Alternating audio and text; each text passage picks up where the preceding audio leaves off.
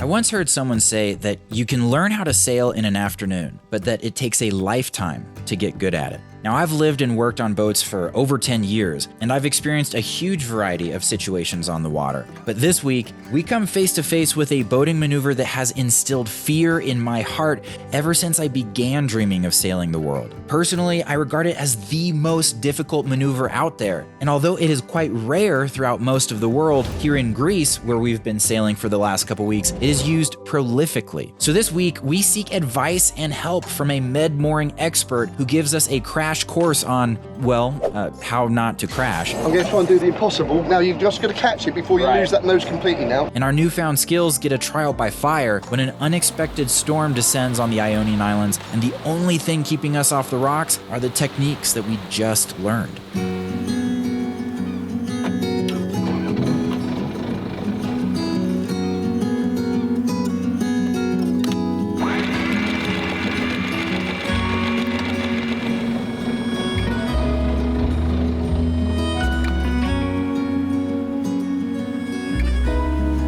All right, good morning. So we are underway heading into the inland sea. This pretty large body of water is just surrounded by islands, and so it's completely protected, which makes it potentially the most popular cruising ground in all of Greece. Now, one of the tricks to beat the crowds is to wake up early. So it's not even 7 a.m. and we are well on our way. We are the only boat out here. It's super beautiful. So I'm pretty excited. This place is legendary and I can't wait to explore it. Good morning, Isabella. Good morning, Oso. Gosh, it's so nice to wake up and be underway already. It's crazy just how efficient Jordan has become with getting the boat moving on his own. It is a gorgeous day out. We slept like freaking rocks last night because it was actually cold. I had to turn my fans off. Ugh, I just feel so good after that heat wave.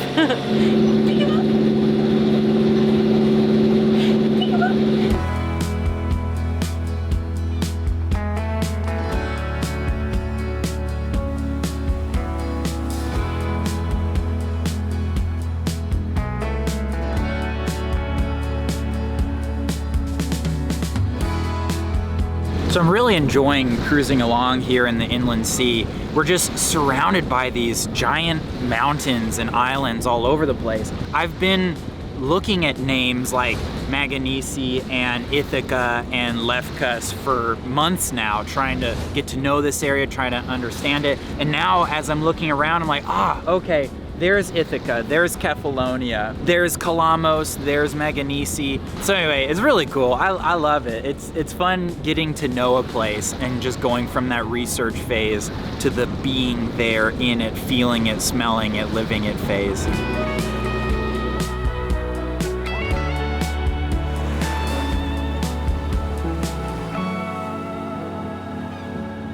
Man, this is crazy. We're coming in through the first bay / channel into Vliho Bay, and it is packed with boats. There is no channel. Like, there's no middle part that the anchored boats left open. The whole channel is just full of boats, and you just gotta zigzag your way through the boats. Okay, so it's time for me to come clean and talk about the boating maneuver that has terrified me for a long time, and that is med-mooring. Basically, med-mooring is a way to tie up to a dock where you actually drop your anchor way out away from the dock, back up into the dock, and then tie onto the dock. So it's a combination of docking and anchoring. Now, med-mooring is something that's actually really particular to this region, Greece, Turkey, basically just the Eastern Mediterranean. As far as I know, there's nowhere else in the world where it's a common practice. And that's because it's difficult. Like, it's kind of an advanced boating technique. Now, it's a big deal here in Greece for a couple reasons. First of all, Greece is one of the oldest maritime civilizations on the planet. So they've had a lot of boats here for a lot of time. Second, the natural harbors in Greece are often very deep and also very narrow. So if boats were to anchor in a conventional sense in a deep, narrow harbor, there really couldn't be many boats anchored there, maybe like 1 or 2 in a lot of these bays. But if you med moor with lines ashore, you can fit a whole bunch of boats into one of those deep bays. And harbors with really, really good protection in Greece are very rare. So most of the coastal communities that have relied on maritime traffic and trade have been established in harbors that have partial protection, and then they build out some kind of a man-made breakwater to give a small portion of the harbor 360-degree protection. But again, it only protects a very small area. So to maximize the number of boats that can enjoy that protection, med mooring is the most efficient way to use that space. Now, the reason that med mooring terrifies me is, well, first of all, it's a difficult maneuver, right? It's a procedure that is unlike anything else in boating, in my opinion. And while Atticus 2 is somewhat purpose-built to cross oceans, its long fin keel and humongous skeg make it difficult to maneuver in reverse, and that makes it a particularly tough boat for med mooring. And finally, Atticus 2 doesn't have a bow thruster, which honestly, if the boat just had a bow thruster, all this other stuff wouldn't be that big of a deal. Now, the real reason that med mooring kind of terrifies me is not simply the fact that it's a difficult procedure, but it's the fact that if you mess it up, you are putting other boats at risk. First of all, there's the obvious part where if there's a narrow slot for you to back your boat up into, it would be pretty easy to accidentally do some damage to the boats on either side of that slip. But also, if you don't drop your anchor in just the right spot, right in between the boats to the right and left of you, it would be easy to cross your anchor over the other boats, which means that you could disrupt their anchor, which is the only thing keeping them off of the quay. And if they go to leave before you, they could get their anchor wrapped up in yours and you could just have a complete mess. So in an attempt to overcome my fear of med mooring, we are going to do some training with a med mooring expert today. A friend of ours recently introduced us to this man, Ben Sutcliffe Davies, who has been in the marine industry for most of his life and who has years of experience med mooring on a boat that's very similar to Atticus 2. And he graciously agreed to give us a bit of training on the maneuver. All right, welcome aboard, Ben. Good morning. Okay, so my name's Ben Sutcliffe Davies. Allegedly, I'm a marine surveyor, but I've been on the water since I was 6 weeks old. And I've built boats since I was 7 with my father and my uncle. I also was a sailing instructor with the RYA and a powerboat instructor. If you had to guess, what percentage of boats don't have a bow thruster, have this sort of underbody here I would have thought the long keel fraternity, there's probably only 10% of the whole yachting out here are long keel boats. And of them, you'll probably find half of those have now gone to have a bow thruster to make it easier for themselves. So something like 5% of boats out here might have our situation. Okay, well great, I am so excited to learn. Okay. Yeah, so as the anchor came out, we were slightly off the winds on the port side. I gave it a little kick just to see how she came. Yeah. She doesn't like going to port very much, does she? No. No, I basically only turn to starboard. You ever seen Zoolander? I'm not an ambi-turner. I can't turn left. I've got the power on. Even though the wind is still coming over the port side, see how it is now aiming towards starboard, yeah? Get some way on to get that water body running through the boat. So the first real eye-opening lesson that Ben taught me was that on a boat like ours, the boat really needs to be moving quite a bit in reverse before the rudder starts to become effective. Basically, at slow speeds, the shape of the rudder and skeg just don't create enough lift until there starts to be a serious amount of water flowing over those surfaces. Now, I knew that boats need to move through the water in order to turn, but I think I've just always underestimated just how fast in reverse I should be going, and I was surprised by how much control I had once the boat really did get moving. Theoretically, the easiest way to turn the boat would be round to port, wouldn't it? Yeah, so I'm going to try and turn her to starboard and see if we can put her through the wind. Yeah, and with the bow going into the wind, right, Now, most boats have what is called prop walk, which is where the boat wants to turn a certain way when moving in reverse. On Atticus, the prop walks to port, which is great if that's where we want to go, but that makes it very difficult to turn to starboard when in reverse. So theoretically, I'm going to try and do the impossible, which is turn her to starboard, which is the thing you can't ever do. It's not been fighting with using the throttle. Yeah. Look at that. First of all, Ben taught me that we can easily use the boat's prop walk to our advantage by giving constant throttle at a medium speed when we want to turn to port. But to overcome the prop walk and turn to starboard, we needed to use the throttle in short but very strong bursts so that we could get enough way on for the rudder to work and yet minimize the amount of prop walk. So medium constant throttle to port and short strong bursts to starboard. Wow, this is awesome, Ben. Because there's, like I said, there's like a couple things that were just totally missing from my understanding of how to do it. The final bit of training for the day was to do a full simulation of med mooring. So we'd pretend that this buoy was the dock, and our goal was to drop the anchor and let out chain as we backed up to the buoy until we got close enough to touch it with the boat hook. Standing by. Now take the power off. Yep. Okay, go ahead, bud. Dropping.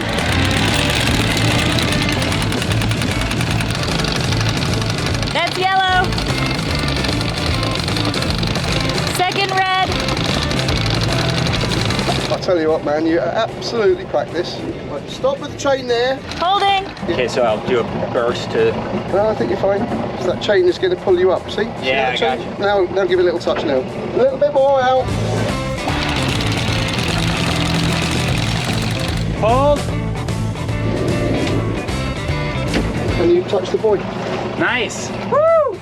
All right. Thank you so much. Yeah. That was great, man. All Oh my right. goodness.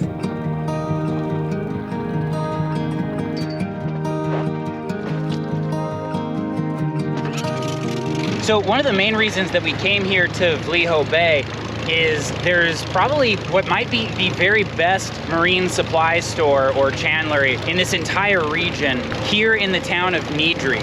We need a couple of things, but the main thing is I want to get a couple of really large diameter float lines that will help us to basically med more, but against like rocks and trees, basically when we're not at a dock, but in a nature setting. So I'm gonna head over to that marine store and see what they got.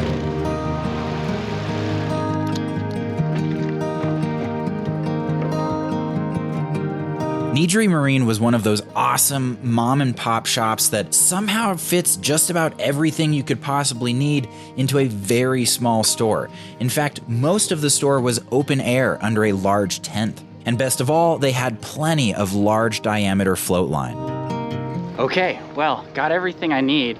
Turns out 2 50-meter lengths of 16 millimeter float line is a lot of line. Not really sure where we're gonna stow all this line.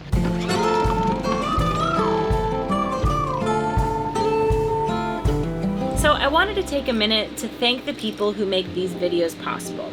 And that's our patrons. Thank you, patrons! I love you! You're amazing! Seriously, guys, without your love, encouragement, and support, we wouldn't be able to make these weekly videos. So from the bottom of our little hearts, we wanted to say thank you. So to our newest deckhand level patrons, I wanted to give a huge shout out to you guys. Thanks so much for hopping on board. And to our newest bosun level patron, a huge thank you to Sophia Sergey. So if you love our videos, you can consider becoming a patron by heading over to patreon.com/Project Atticus. And by becoming a patron, you're gonna get early access to ad-free videos, as well as access to our patron-only Facebook group and a ton of other stuff. So if you wanna support our videos, definitely check it out, and thanks so much for watching.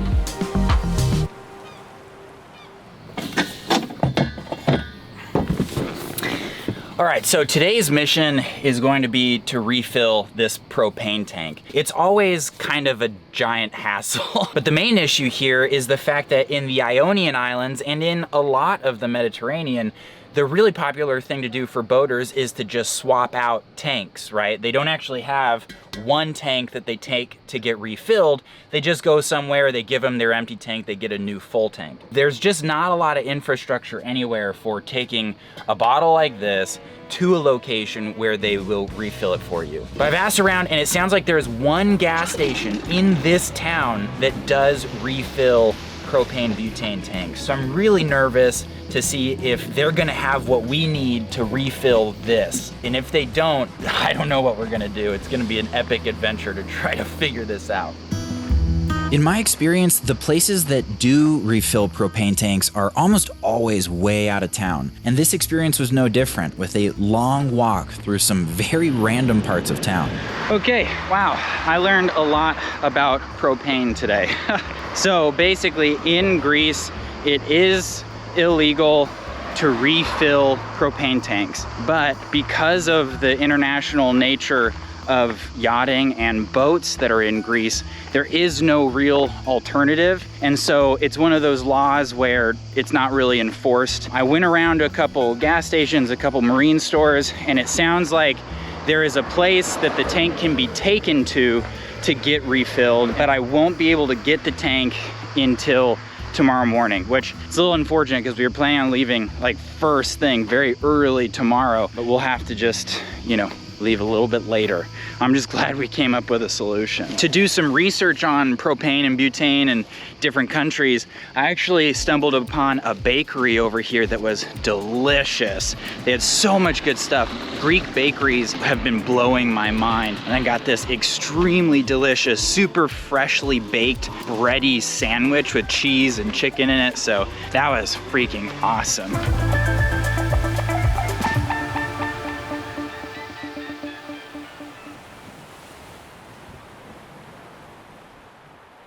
Okay, just got back from the gas station and they were able to refill the tank. So that's really good.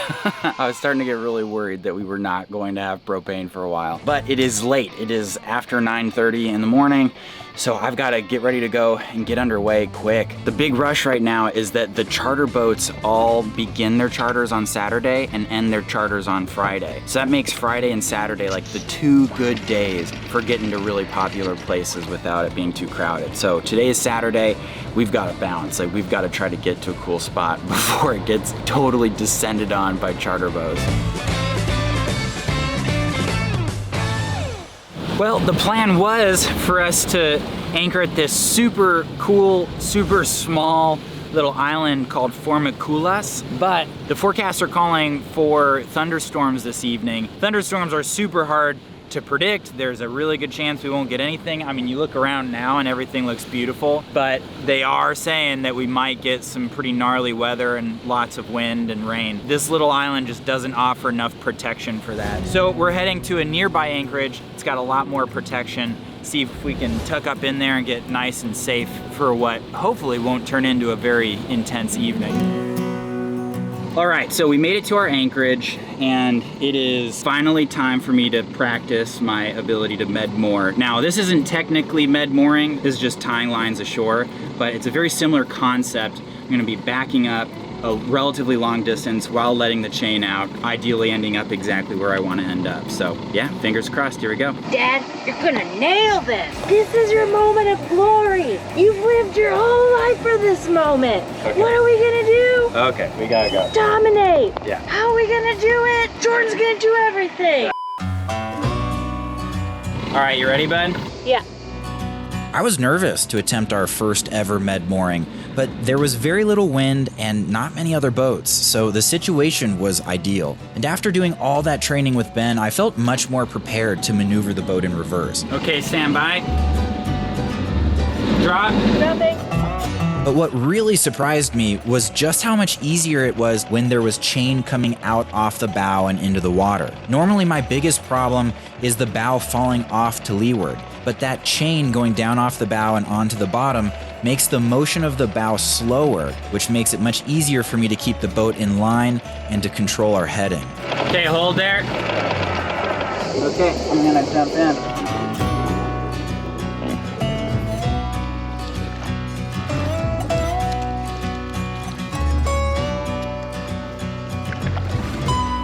Even though the conditions were ideal and there was a big open spot for us, I was still thrilled that the maneuver went so smooth, and I 100% contribute that to the great training that we got from Ben. Good job, buddy. Thank you. You did it. Okay, so time for our second shoreline, and then we'll be all set.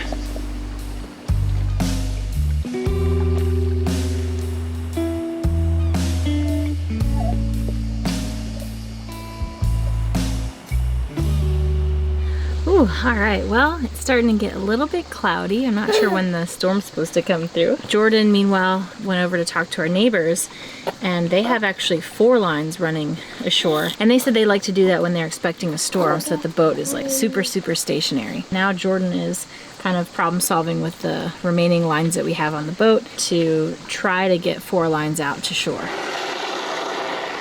Really pretty quiet anchorage though. I like it. Coming in hot, buddy. The only way to come in. I think once I tighten this line up, we are done. We've been doing a lot of work. Yeah. I was nervous about riding out a storm in this scenario, but with that many lines out, anchor holding really good, the wind is coming from behind us, so it'll push us away from the shore.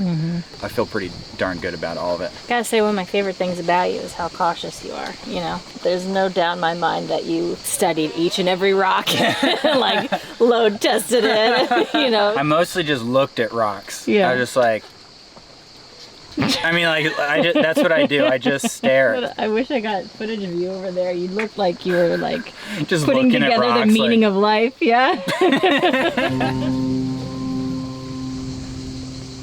Well, yeah, the thunderstorm is just about here. Starting to get dark, cloudy, a little ominous, and I think I just heard some thunder. So I'm trying to get everything just kind of tidy so that if shit hits the fan, we're able to react. Ooh, here we go. Never know what to expect.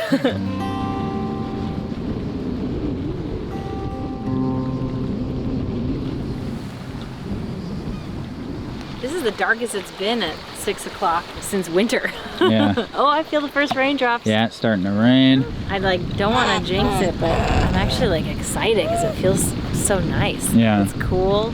Oh. I'm gonna sit and enjoy the show.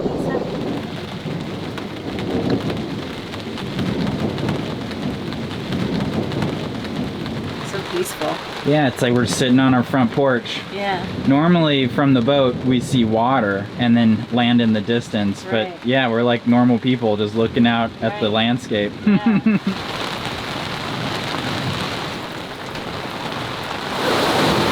Well, how's it going out here? It is getting wet. It's really nice. It feels so good. I think I've just been missing air conditioning, and it feels a lot like wet air conditioning, which I'll take. We got a thunderstorm rolling in, or as I like to call it, wet air conditioning.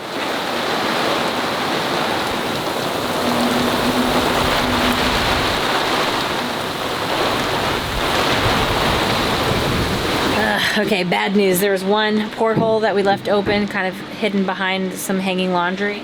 You can see right here, it's just streaming water, and it was open, so it just streamed water all right here. And those are some of our electronics, so it is cleaning time. Well, probably a good idea to triple check that everything's closed, because, oh, well, you put the stuff to hang and dry in here, and that is open. All right, well, thunderstorm is basically over. A little bit of rain left, but there's a really pretty rainbow. It's actually in the bay. That's so crazy. Like, you can see where it actually stops. So, yeah, do we go looking for pots of gold? I don't know. Probably not. Let's just make some food and eat dinner. Yeah, I'm really starting to love the Greek salad. I think we have like 3 a day because it's just a bunch of fresh stuff, olive oil and lemon. Boom, that's a meal. Successful med mooring attempt. First thunderstorm with baby. Yeah, a lot of firsts today. I came into the Mediterranean very, very nervous and anxious about this one concept.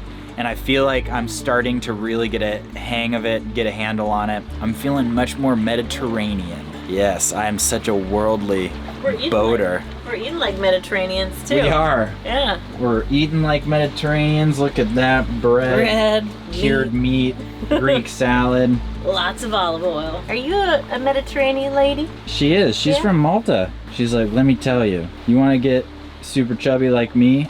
Eat Mediterranean. It's okay. I think you're very cute with all your rolls.